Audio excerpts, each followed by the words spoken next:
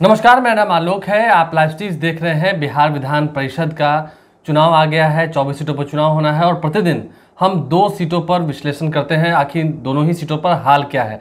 देखिए, प्रत्याशियों का ऐलान हो चुका है, नामांकन भी हो चुका है और अब आज हम बात करने जा रहे हैं पूर्वी चंपारण की सीट, मोतिहारी की और नवादा सीट की। देखिए, दोनों ही सीट पर मुकाबला जो है वो काफ़ी कड़ा है। अगर हम पूर्वी चंपारण सीट की बात करते हैं, सबसे पहले उससे शुरुआत करते हैं। सीनियर जर्नलिस्ट गैश्वर हमारे साथ है। तो पूर्वी चंपारण सीट, मोतिहारी की सीट पर राजेश कुमार गुप्ता बीजेपी की ओर से प्रत्याशी हैं, एनडीए के प्रत्याशी हैं। वहीं आरजेडी की ओर से राजेश रोशन, बबलू देव को प्रत्याशी बनाया गया है। राजेश गुप्ता, राजेश रोशन, बबलू गुप्ता, बबलू देव।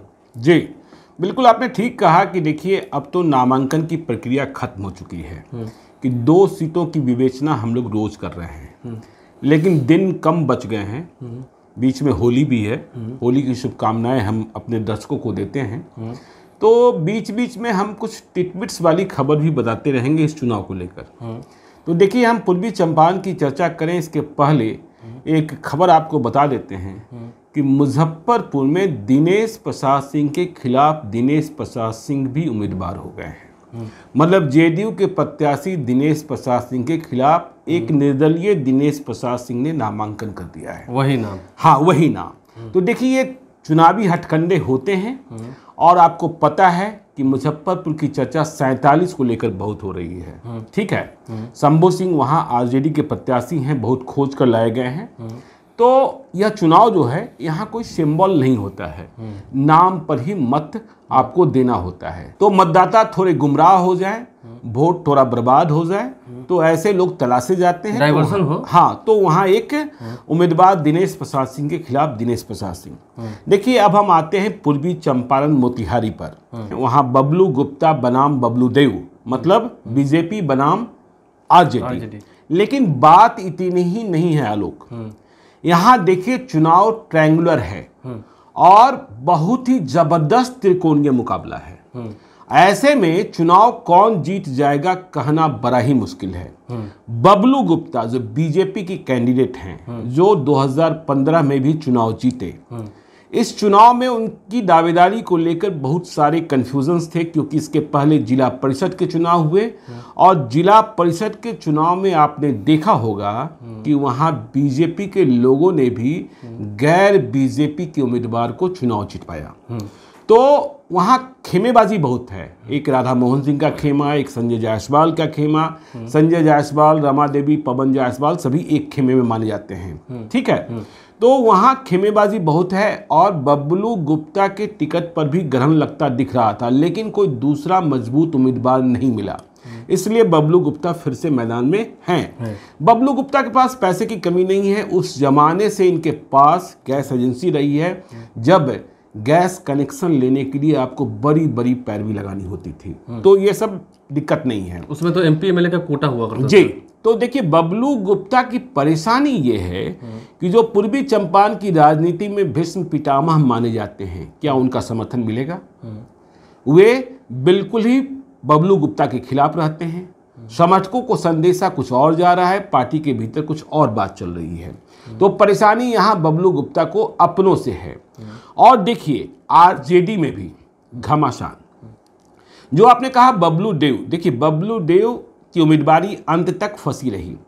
बबलू देव वहां उम्मीदवार बनना चाहते थे, बन भी गए, लेकिन वहां बड़ी दावेदारी महेश्वर प्रसाद सिंह की भी रही, जो पहले पूर्व विधायक और सब कुछ में सक्षम है। हाँ, आरजेडी के साथ भी रहे। ठीक है, आरजेडी के साथ भी रहे, जेडीयू के साथ भी रहे। ठीक है ना। तो आप समझिए, बबलू गुप्ता जाति से वैश्य, बबलू देव जाति से भूमियार, महेश्वर प्रसाद सिंह जाति से राजपूत।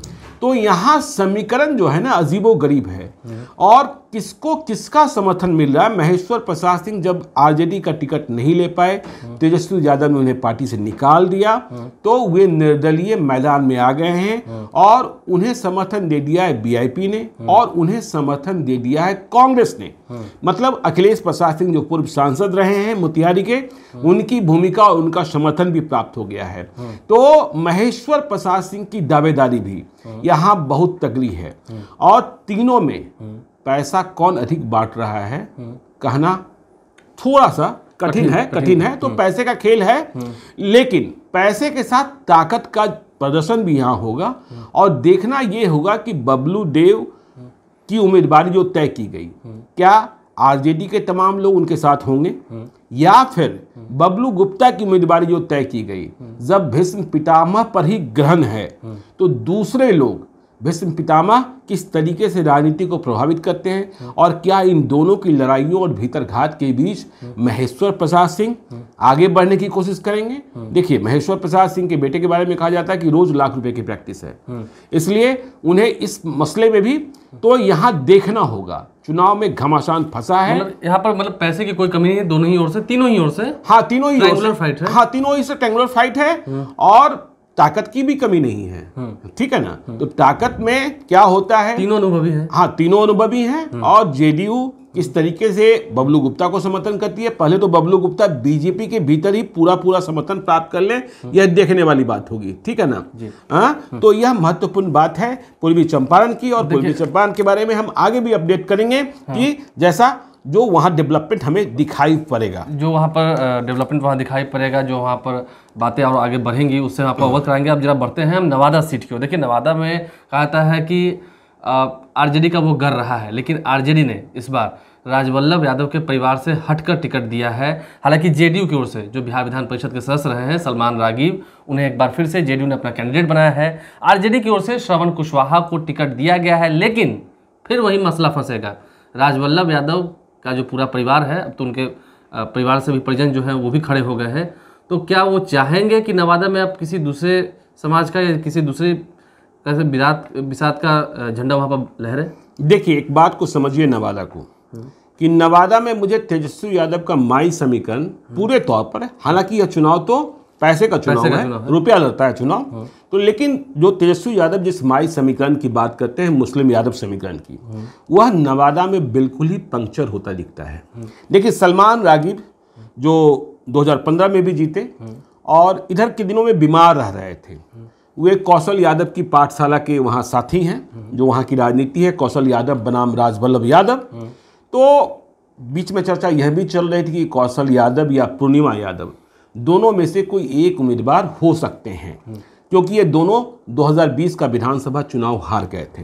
लेकिन कौशल यादव ने अपनी दोस्ती जिंदा रखी है और इस बात को भी समझा है कि चुनाव में यदि उन्हें मुसलमानों का मत मिलता है तो सलमान रागिब को टिकट से वंचित नहीं किया जाना चाहिए। तो इसलिए फिर से टिकट जेडीयू का, मतलब एनडीए अलायंस का मिल गया सलमान रागिब। देखिए, नवादा में अच्छे खासे एनडीए के नेता भी उतर रहे हैं। हमने बीते दिनों देखा, अशोक चौधरी से लेकर तमाम नेता वहां पहुंच रहे हैं। नेता तो सभी उतरेंगे, लेकिन अब देखिए क्या है, श्रवण कुशवाहा चुनाव लड़ते रहे, कई चुनाव उन्होंने लड़ा है, अब तक सफलता नहीं मिली है। 2015 में भी बिहार विधान परिषद का चुनाव लड़े थे, तब बीजेपी के कैंडिडेट थे, और कहा यह जाता है कि उस समय यदि गिरिराज सिंह, अनिल सिंह जैसे लोगों ने मन से समर्थन कर दिया होता तो वे चुनाव जीत भी सकते थे। लेकिन 2022 में इन्होंने करवट बदली है और पलटी मारी है, चले गए हैं आरजेडी में। लेकिन इस बात का भी ध्यान रखिए कि 2020 का चुनाव इन्होंने नवादा में विधानसभा का लड़ा, दूसरे स्थान पर रहे, तीसरे स्थान पर कौशल यादव चले गए थे। जीत मिली थी राजवल्लभ यादव की पत्नी को, विभा देवी को।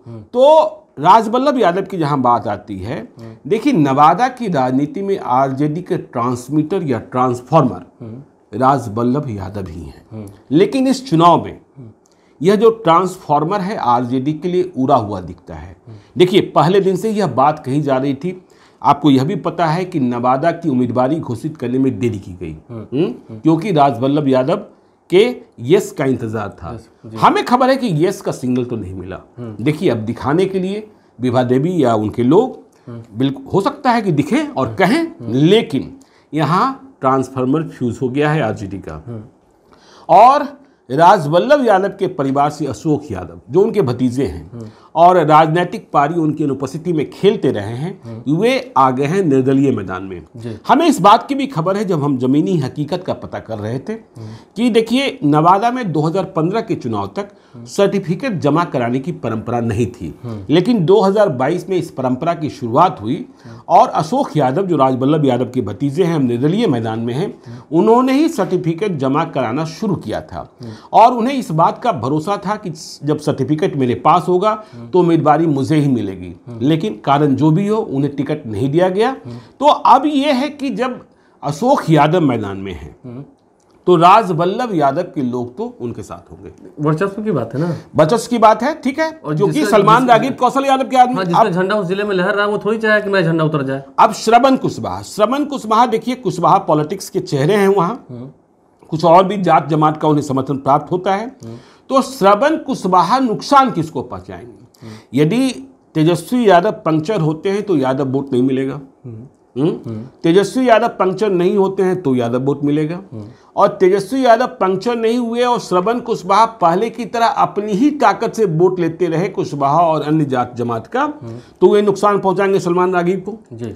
लेकिन एक बात और समझिए, केवल बात इतनी ही नहीं है, यहाँ कांग्रेस ने निवेदिता सिंह को उम्मीदवार बनाया है। निवेदिता सिंह जो है जाति से भूमियार हैं और उनके हस्बैंड हैं जो भारत सरकार में बड़े नौकरशाह हैं, ठीक है ना। वह चुनाव लड़ती रही हैं, नवादा में विधानसभा का चुनाव भी लड़ी थी, लेकिन वह चुनाव हार गई थी। पटना की एक बड़े डॉक्टर की बेटी हैं।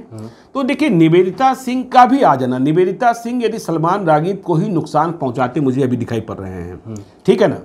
तो निवेदिता सिंह कितना वोट लाएंगी मैं अभी नहीं कह सकता, क्योंकि आखिरी वक्त में वह चुनाव मैदान में आई हैं और यह चुनाव बहुत ही कैलकुलेटेड चुनाव होता है, तो आखिरी वक्त में चुनाव में आने में, लेकिन यह बात भी सत्य है कि इस चुनाव में 50 वोट, 100 वोट, 25 वोट, इसका महत्व भी बहुत हो जाता है समय पड़ने पर। फिर प्रेफरेंस की बात आती है, प्रेफरेंस की बात होती है जब आप वोट देने जाते हैं और जब मतगणना होती है। हाँ, तो इन बातों का ध्यान रखना होगा। और चलते चलते एक और आपको दे देते हैं, खबर दे देते हैं एक और क्षेत्र की। देखिए भागलपुर बांका के बारे में हमने पहले चर्चा की है, लेकिन खबर ये आ रही है कि वहाँ अभी जो आरजेडी के प्रत्याशी हैं, मतलब गठबंधन के सीपीआई के संजय यादव, हाथ जोड़कर ही काम चला रहे हैं। अभी हाथ जोड़ने से आगे नहीं बढ़े हैं, पैर पूजन नहीं कर रहे हैं, हाँ, नहीं बांध रहे हैं। दूसरी ओर जो जेडीयू के प्रत्याशी हैं विजय कुमार सिंह, उनका डायरी, बैग और कंबल पहुंच चुका है, अब आगे और पहुंचने वाला है, ठीक है ना। इस बीच आपको मालूम है कि मनोज यादव जो विधायक हैं जेडीयू के, उनकी पत्नी भी चुनाव मैदान में आ गई हैं, जो जिला परिषद की चेयरमैन रही है पहले, और इसके अलावा एक निक्कू पांडे भी आ गए हैं मैदान में जो बीजेपी का समर्थन में रहे हैं। तो वहां का खेल भी देखिए, हाथ जोड़ने से तो यह चुनाव तो रुपये लड़ाई में, हाँ, हाथ जोड़ने। देखिए मैं आज सुबह फीडबैक ले रहा था, लोग कहते हैं अच्छे आदमी हैं आज सीपीआई के प्रत्याशी, मतलब व्यवहार कुशल हैं, लेकिन केवल व्यवहार कुशल और अच्छे आदमी, और इस बात को समझिए कि जो आपके मतदाता हैं वे निर्वाचित मतदाता हैं किसी पंचायत प्राधिकार के, वे कुर्ता पहनकर खुद टाइट हो चुके हैं, वे किसी से डिक्टेट नहीं होना चाहते हैं और उन्हें हर स्तर पर अपनी पहचान बतानी होती है, इसलिए उनका पूजन तो आपको करना ही होगा।